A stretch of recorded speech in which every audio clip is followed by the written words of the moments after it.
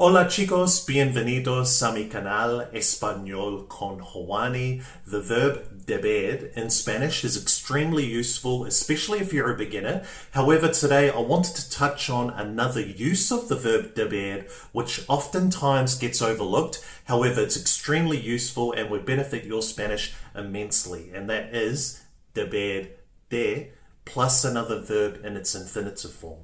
Now the next question is, what exactly does deber de plus another verb actually mean?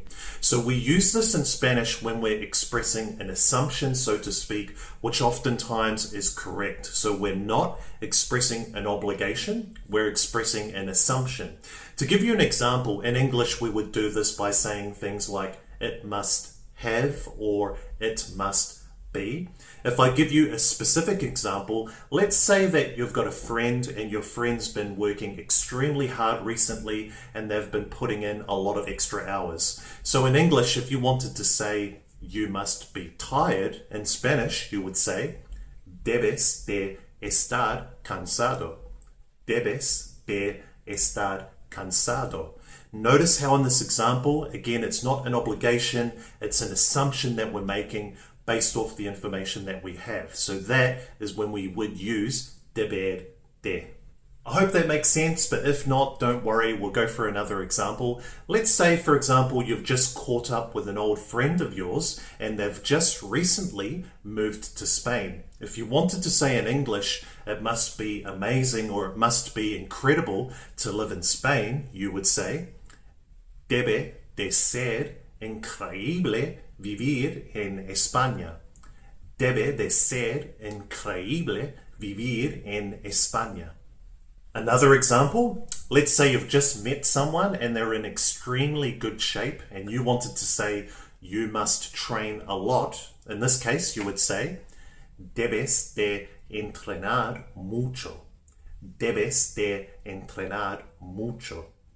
As you can see, overall it's an easy phrase to learn, it's extremely common as it is in English, and overall it's just a really good phrase to add into your Spanish conversation. Before we finish, let me put you to the test a little bit. For example, let's say you were walking through your town or city centre of wherever it is that you're living, and you stumble across a group of people that kind of dressed a little bit different, and it seems like they might be speaking another language as well. In Spanish, how would you say they must be foreigners?